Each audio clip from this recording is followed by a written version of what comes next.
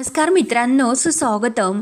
लक्ष्मीच्या पावलांनी या मालिकेच्या आजच्या भागामध्ये आबा हे जेव्हा कलाला म्हणतात की तू अद्वैतकडून काही पैसे घे आणि तुझ्या आईबाबांना कर्ज फेडण्यासाठी मदत कर, तेव्हा कला म्हणते की सॉरी आबा, ते माझ्या आईवडिलांना मी आपल्याकडून जर काही पैसे दिले तर त्यांना ते नाही आवडणार.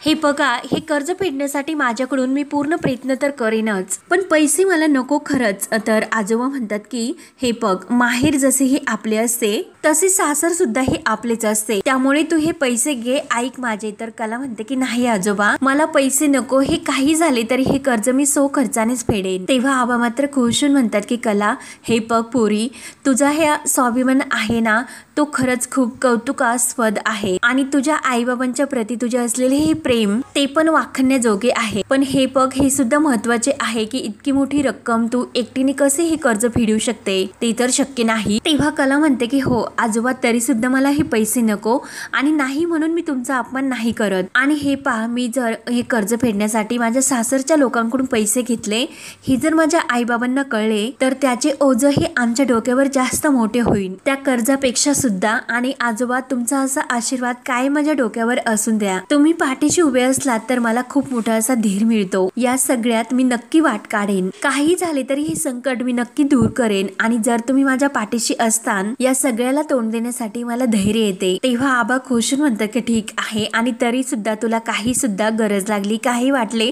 तरी आबाला मात्र तू हक्काने सांगत जा. आणि कलाच्या डोक्यावर हात ठेवून आशीर्वाद देतात आणि आपल्या रूम मध्ये निघून जातात. सर्वजण हे जेवण करता करता फक्त पाहतच असतात. रोहिणी मात्र हे सर्व ऐकून विचार करते की ही हे पैसे इतके कुठून आणणार आहे. त्यानंतर इकडे रूम मध्ये कला काही कपडे व्यवस्थित एक कपाटात ठेवून देत असते. तर अद्वैत तिच्याकडे बघून विचार करतो की खरंच किती नाटकी बाई आहे, कुणाला कशी गुंडाळायची हिला परफेक्ट जमते, अगदी लबाड. आणि मी हिला किती वेळेस विचारले होते की काय झाले सांग मला. पडलेला चेहरा केला पण हो नाही आणि चू नाही, पण आबांनी विचारल्यानंतर मात्र लगेच सुरू होते. त्यामुळे हिला तर मला आता विचारायलाच हवे, तिला असे सोडता कामा नये. म्हणून अद्वैत लगेच उठतो आणि लगेच रागाने तो कलाला म्हणतो की मी तुला विचारले होते की तुला काही प्रॉब्लेम आहे का, मग तू मला का सांगितले नाही.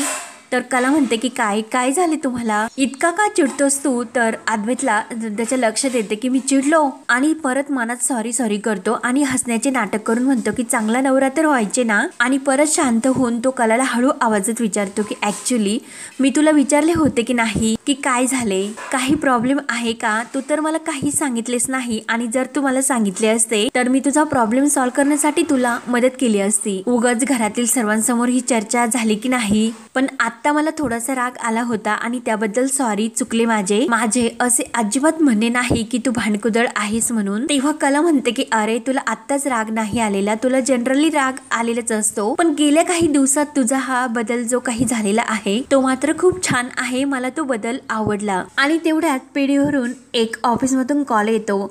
तर अद्वैत लगेच तो फोन घेतो आणि ते म्हणतात की सर, आत्ताच डिझाईन्समध्ये जे काही आहे ते थोडेसे चेंज हवे आहे, तर लगेच ते बदल आपण सकाळपर्यंत जर पूर्ण करू शकलो तर मार्केटिंग टीमला सादर करताना ते सोपे जाईल. तर अद्वैत म्हणतो की ठीक आहे, तुम्ही पाठवून द्या ते डिझाईन्स, मेल करा मला. तर ते म्हणतात की हो ओके सर. तेव्हा फोन ठेवल्यानंतर अद्वैत लगेच कलाला म्हणतो की खरे ऐक ना, आपल्याला काही डिझाईन्समध्ये चेंजेस करावे लागणार आहेत, ते आपल्याला पाठवत आहे. तर कला विचारते की म्हणजे काय. तर अद्वैत आपल्या लॅपटॉपमधील मेल आलेले डिझाईन्स कलाला दाखवतो. तर कला म्हणते की खूपच मोठे चेंज आहे, तर मला पूर्ण डिझाईन तर बदलावी लागेल, म्हणजे नव्याने ही डिझाईन्स मला काढावी लागतील. अद्वैत म्हणतो की आता तर करावेच लागेल, कसे की तू ऑफिसमध्ये आता काम करते म्हणूनच म्हणतो की तू हे सर्व करशील ना.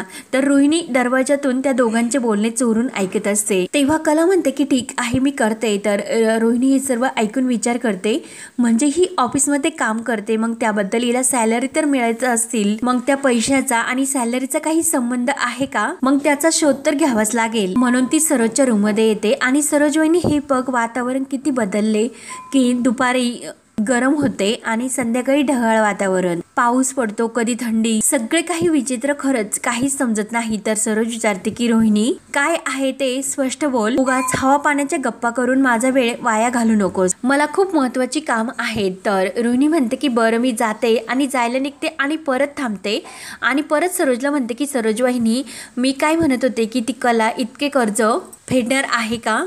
सरोज म्हणते की सोड ना ते, तिचे ती बघून घेईन, तुला काय करायचे तू जाऊन झोप. तेव्हा रोहिणी म्हणते की नाही सरोज वहिनी, तिच्या डोक्यात नक्की काहीतरी शिजते. सरोज विचारते की म्हणजे तुला नेमकं काय म्हणायचे. तर रोहिणी म्हणते की अगं सरोज वहिनी, तू खूप सरळ साध्या स्वभावाची आहे, तुला हे सर्व गोष्टी नाही कळत, पण मी तुला सांगते डॅडने तर तिला पैसे देऊ केले, ती नाही म्हणाली, आणि जरी ती नाही म्हणाली असली तर काय झाले तर डॅड समोर तिचे इम्प्रेशन आणखीनच चांगले झाले. त्यांना हेच वाटत असेल की कला कशी स्वाभिमानी आहे, चांगली आहे, पण मला हे कळते की तिला नक्की आपल्याकडून हे पैसे लुबाडायचे, आणि त्यात आपला अद्वैत तो सुद्धा अगदी तुझ्यासारखाच आहे, साधा भोळा सरळ स्वभावाचा, आणि त्याने जर लगेच तिला चेक लिहून दिला तर मला नक्की खात्री आहे की ती अद्वैत कडून हे पैसे लुबाडणार, ती नक्की असे करू शकते. माझे फक्त इतकेच तुला म्हणणे आहे की तू अद्वैत वर फक्त थोडेसे लक्ष ठेव. आणि सनोरचे पूर्णपणे कान भरून म्हणते की चल आता तू तुझे काम कर, मी येते, आणि खुश होऊन ती रूम मधून बाहेर जाते. तर सरोज विचारत असते.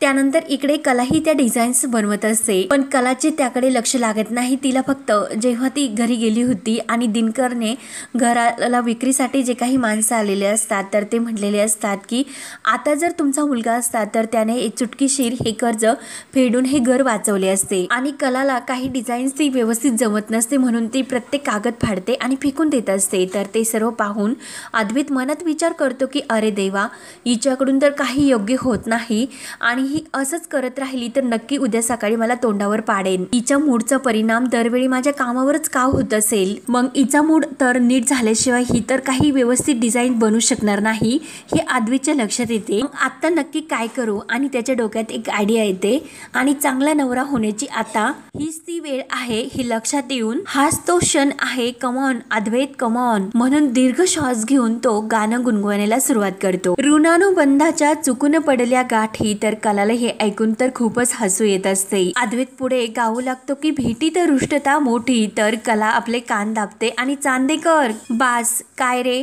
काय आहे, एकतर मला अगोदरच काही सुचत नाही आणि आणखीन तू इरिटेट काट करतो तू. तर अद्वैत म्हणतो की अगं असे काय करतेस, तुला सुचवावे म्हणूनच गातो मी, तुझ्या सृजनशीलतेला हे माझे गाणे खरंच पूरकतेचे आहे. अगं हे गाणं तुझ्या आवडीचेच आहे की नाही म्हणून गातो, म्हणून तो पुन्हा गायला सुरुवात करतो. तेव्हा अद्वैत इतक्या मोठमोठ्याने गायला सुरुवात करतो तर आबाला जाग येते.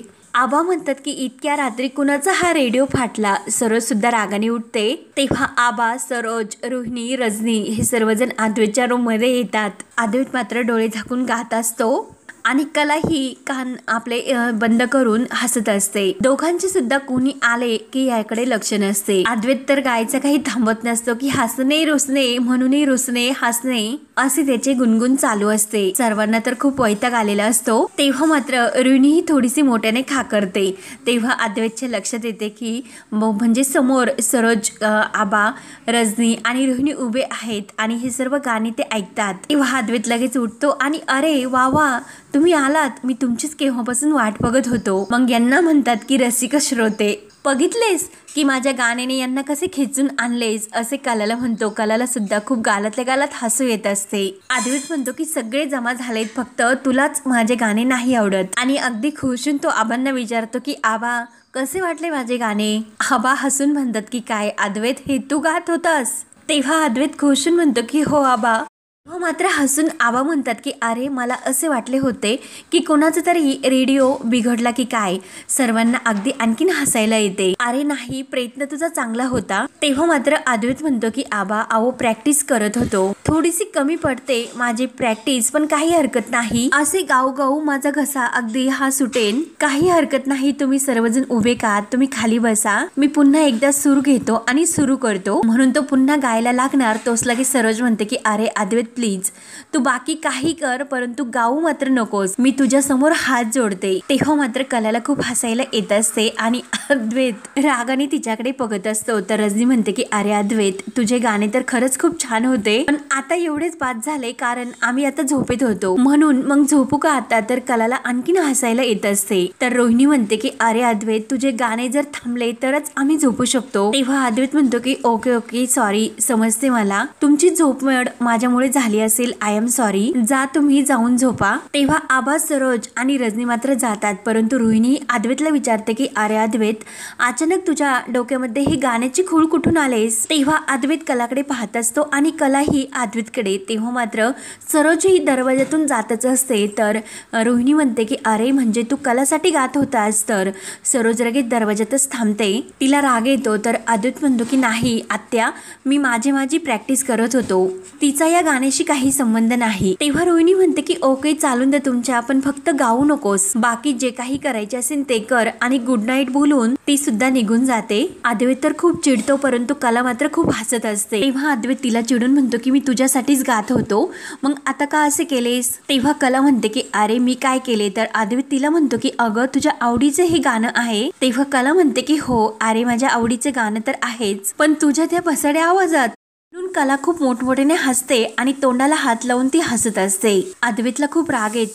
अद्वैत रागाने बाहेर जायला निघतो तर कला म्हणते की अरे चांदेकर थांब, अरे तू तर गाणं हे अगदी व्यवस्थित छान गात होतास, परंतु जिथून पडल्या गाठी असे आहे, चुकून नाही.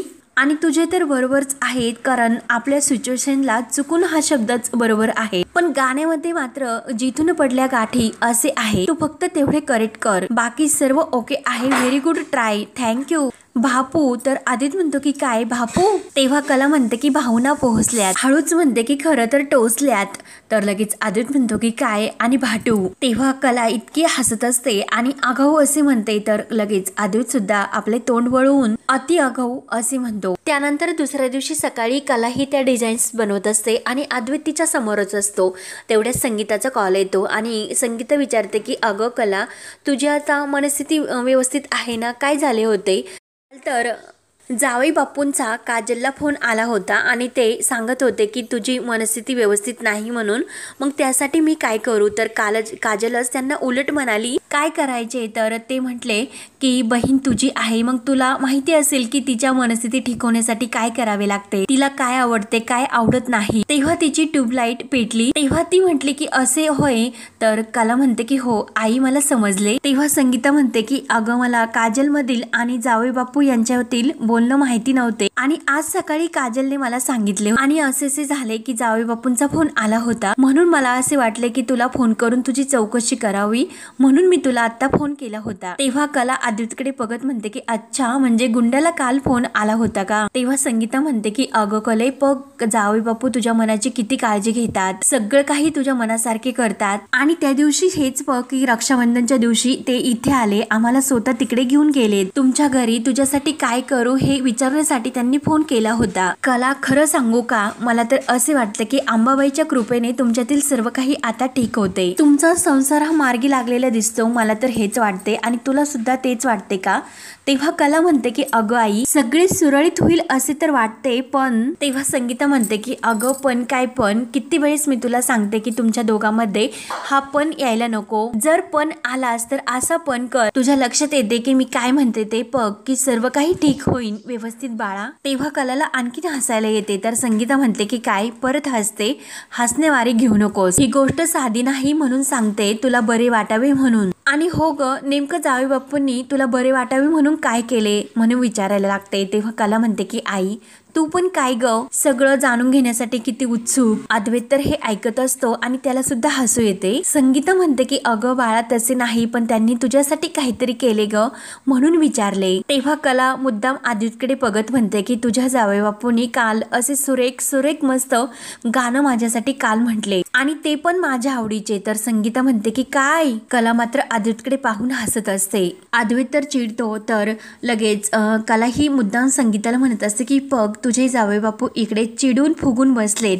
तेव्हा संगीता म्हणते की काय काय सांगतेस, मला तर यात तुझीच चूक वाटते, तुझ्यासारखी बायको त्यांना मिळाली म्हणून ते असे सारखे चिडून आणि फुगून बसतात. अगं कला तू त्यांना चिडवतेस म्हणून ते चिडतात, आत्ताच्या आत्ता ताबडतोब तू ते बंद कर. तर कला म्हणते की अगं आई तू तर तुझ्या जावई बापूंचीच बाजू घेते, तुझी सख्खी मुलगी सुद्धा याच घरात राहते, तिला विसरलीस का? तर संगीता म्हणते की गप्प बस, उगाच शब्दाला शब्द वाढू नकोस, ऐकून घे बाळा. अगं समोरचा माणूस आपल्याशी चांगला वागतो, मग त्याला चांगले वागून दे, मग आपण सुद्धा त्यांच्याशी चांगलीच वागायचे असते आणि ते सर्व चांगल्या भावनेने तुझ्याशी वागतात. कला म्हणते की हो तुझे जावई बापू अगदी सर्व काही माझ्या मनासारखेच करतात, खुश ना मग तू? तर संगीता म्हणते की हो अगदी बरोबर, तू सुद्धा थोडेसे समजुतीनेच घे. तर आणि सकाळचा वेळ आहे, मी थोडा एवढा जास्त वेळ नाही घेत तुझा. कला म्हणते की हो ना, सकाळपासून तुझे जावई बापू किती महान आहे हेच ऑलरेडी तुम्हाला सांगितलेले आहे. संगीता म्हणते की चल आता मी फोन ठेवते, माझ्या जावई बापूंना माझ्यामुळे उशीर व्हायला नको, त्यामुळे आता तू काळजी घे, तुझी सुद्धा आणि माझ्या जावई बापूंची सुद्धा. कला म्हणते की काय, आणि संगीता फोन ठेवते तर कला म्हणते की इला तर माझा विसरच पडला, माझे काहीच नाही, नुसतं माझे जावई बापू. अद्वैत हे सर्व ऐकून म्हणतो की गाढवाला गुळाची चव. तर कला म्हणते की काय काय म्हणालास. तेव्हा अद्वैत म्हणतो की मी असे म्हटलो की गाढवाला गुळाची चव काय, तुझ्या आईलाच कळले की मी बरोबर आहे पण तुला मात्र नाही कळत. कला म्हणते की कसे, अरे माझी आई खूप साधी भोळी आहे, मग त्यामुळे तिला सर्व जग हे साधे भोळे दिसते. तेव्हा अद्वैत चिडून म्हणतो की म्हणजे तुला नेमकं काय म्हणायचे, मी चांगला माणूस नाही का. कला म्हणते की अरे मी असे नाही म्हटले की तू स्वतःहून कशाला स्वतःलाच बोलून घेतो हे सर्व. अद्वैत तिला म्हणतो की तू जरी म्हणली नसतील पण तुझ्या म्हणण्याचा हेतू मात्र मला कळतो. कला म्हणते की अरे हे सर्व तूच ठरव. तर अद्वैत म्हणतो की हो ठरवणारच, कारण ही माझी रूम आहे, माझ्या रूम मध्ये काय करायचे काय ठरवायचे हे मीच ठरवू शकतो. कला म्हणते की हे बघ परत तू भांडायला सुरुवात केली की माझे घर, माझे हे, माझे ते, परत तू हे सर्व सुरू करतो, मग कशाला हे चांगले वागण्याचे नाटक करतोस. अरे तू माणूस म्हणून चांगला आहे की नाही यावर आपले डिस्कशन सुरू होते, पण तुला मात्र सर्व काही स्वतःवर घ्यायचे असते, असे का करतोस तू. तर अद्वैत मनात विचार करतो की अरे बापरे, म्हणजे आता हिला जर माझ्यावर डाऊट म्हणून हिच्याशी चांगला वागतो हे जर हिला कळले तर माझा सर्व प्लॅन फ्लॉप होईल. सावधपणे आता मला हिच्याशी बोलावे लागेल. आणि परत हसून तो सॉरी करतो. ऍक्च्युली मी कसे ते रागारागात बोलून गेलो, पण तू सुद्धा काही कमी नाही, उगाच तुम्हाला डिवचत असते आणि मुद्दामून तुम्हाला त्रास देत असते, हो की नाही. तेव्हा कला सुद्धा हसून म्हणते की इट्स ओके चांदेकर. तर कलाही आपल्या मनात त्याला म्हणते की आगाऊ. तर लगेच अद्वैत तिला म्हणतो की अति आगाऊ, आणि चोरून एकमेकांकडे बघून हसत असतात. तर हा भाग येथे संपतो. पुढील भागामध्ये नैनाने एक पार्सल मागवलेले असते आणि ते येते. तर कला म्हणते की हे पार्सल ताई तुझे आहे का. तेव्हा नैना म्हणते की त्यावर माझे नाव आहे, मग माझीच असणार. तेव्हा कला म्हणते की अगं ताई पण ह्या पेन किलर आहे. तर ते ऐकून तर घरातील सर्वांना धक्का बसतो. तर रजनी म्हणते की अगं नैना प्रेग्नेन्सी मध्ये पेन किलर घेत नाही. तेव्हा कला म्हणते की ताई मला एक प्रश्न आहे. तर नैना विचारते की अजून काय. तेव्हा कला म्हणते की तू नक्की प्रेग्नेंट आहेस ना. तेव्हा ते ऐकून तर आबा, रजनी, रोहिणी मात्र यांना धक्का बसतो आणि नैना हिची मात्र बोलती बंद होते, कारण आता सत्य काय आहे ते कला समोर आले की काय, म्हणून ती खूप घाबरते. नेमकं काय उत्तर द्यावे हे तिला सुचत नाही. तेव्हा आता पुढे काय काय होत राहणार हे पाहण्यासाठी आपल्या चॅनलला नक्की सबस्क्राईब करत राहा. धन्यवाद.